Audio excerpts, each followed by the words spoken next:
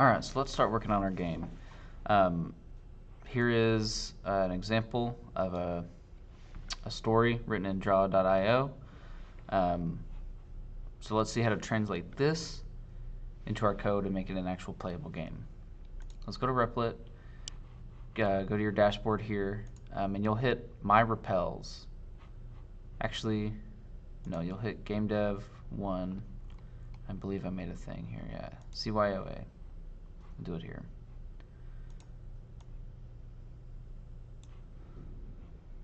Let's clear this out. Can I move this?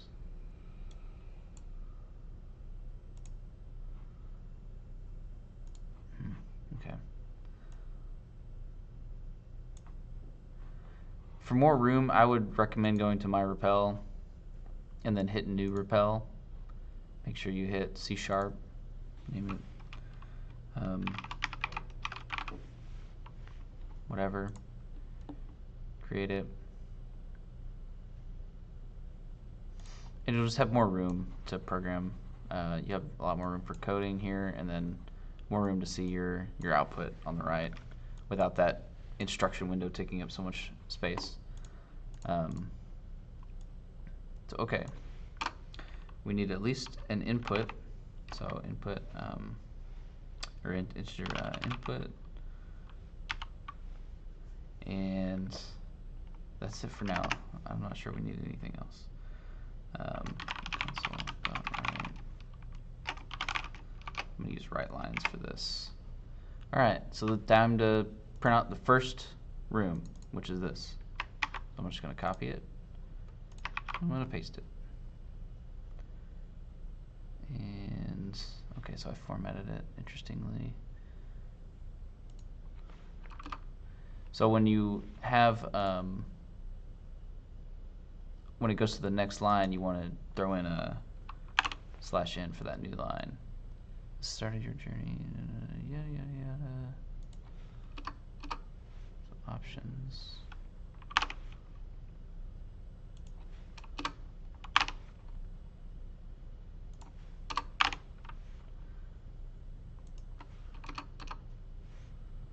Door, okay.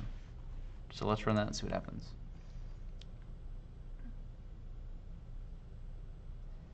Alright, so 1, dark room. This started your journey, and there are 2 doors available for you to enter. One is red, the other is blue. Open the red door, open the blue door. Those are the 2 choices. So then you would read in the user's input equals convert.toInt32 console.read line. Okay, we're doing it this way because input is an integer. I'm having the user type in 1 to go through the red door, 2 to go through the blue door. So they're going to type something in. Now if input equals 1, so if they typed in 1, console.write line. Let's go back to our diagram. So if they open the red door, what happened? You carefully creak up, so this one. And we'll have to format it up. So let's get this up there with a new line. I might do two new lines. These, just so it's title and then 2 spaces and then the text. I might do it for this one too. And then these I won't. These will just be 1. However you want it to look. This is just how I want it to look for my personal one. Okay, semicolon. Let's play it. Let's go through the red door. Alright. One is red, the other is blue. I want to go through the red door. Enter. Alright. A1, fantasy. You carefully creak open the red door, half expecting just another room, when you lay your eyes upon a beautiful scene of clouds and rainbows in a beautiful field. And then here's your 2 options. So now that we're in this branch, everything that branches off of this needs to be within this if statement. So we're going to get another console.readline. Sorry, let's just copy this.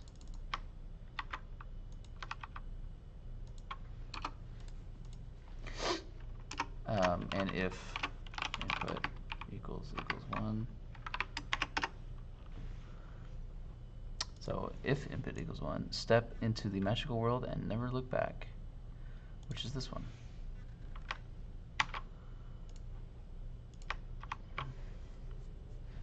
Whoops. The console right line. Let's format it up. 2 ends for that. 2 ends for that. 1 in, 1 in. Semicolon. And else if input equals 2, where do we go? You vomit uncontrollably. Okay, so we go back through here.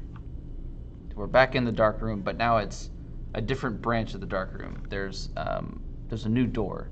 So we don't jump back to the first room, at least in this story. It's a different first area. Console right line.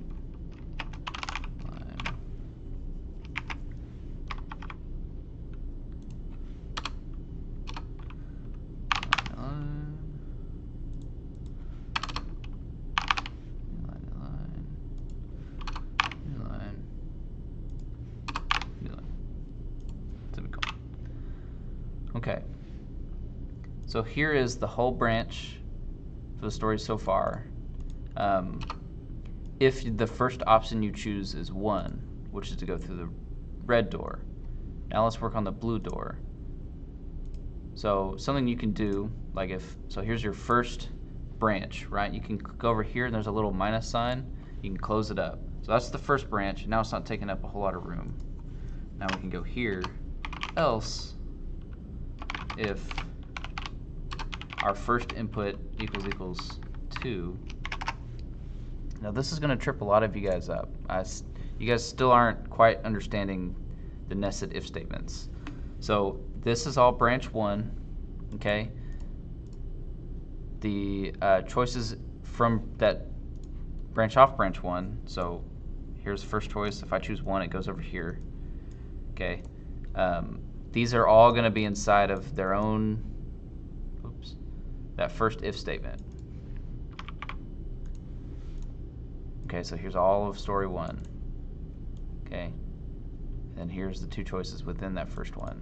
If you had more, there would be more within this one.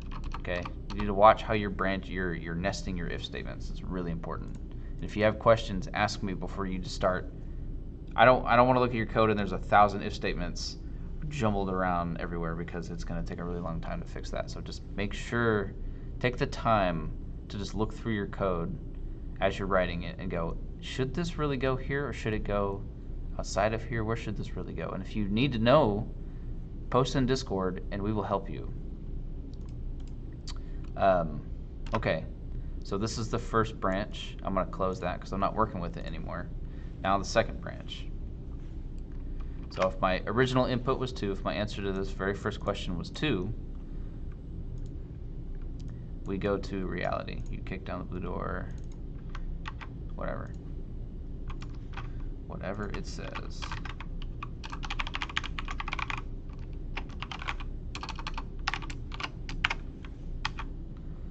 Alright, same deal. You don't have to do it this way. I just think the way I have it formatted, it's gonna look better. Your story might look completely different. That's okay. So now I read input again. I'm too lazy. Just get this. Okay, so if you have this, if you copy paste something and it looks like this, and it's not indented correctly, just fix it, because it's so much easier to read your code if everything is in line how it should be. Yeah, just try to make it look good. Programming is an art form. Make it readable. It's a lot harder to help you if it's not. Anyways, so this one has 2 choices. So I'm going to read in my inputs, and if input equals 1, console.writeLine, and we go to run as fast as it is. Hang on. Huh? Okay. Okay, so you take the first one and you run back into the room.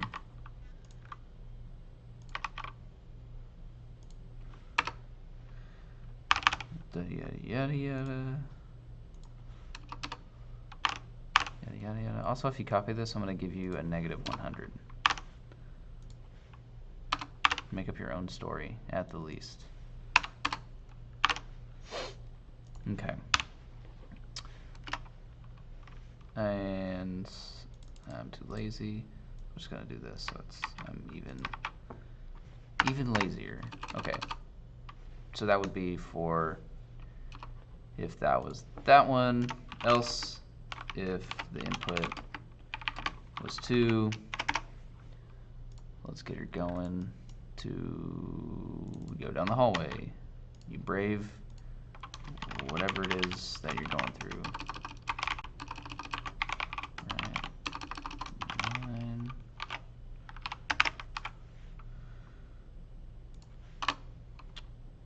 Ooh.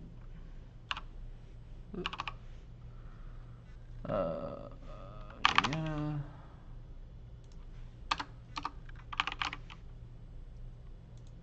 So these have 3, and remember 5 of your states need to have 3 choices. This is one of my states that has 3. Okay, and that's it. That's all I have for this example. And I know it'll run. Nope. No, I don't know that because I'm missing a semicolon.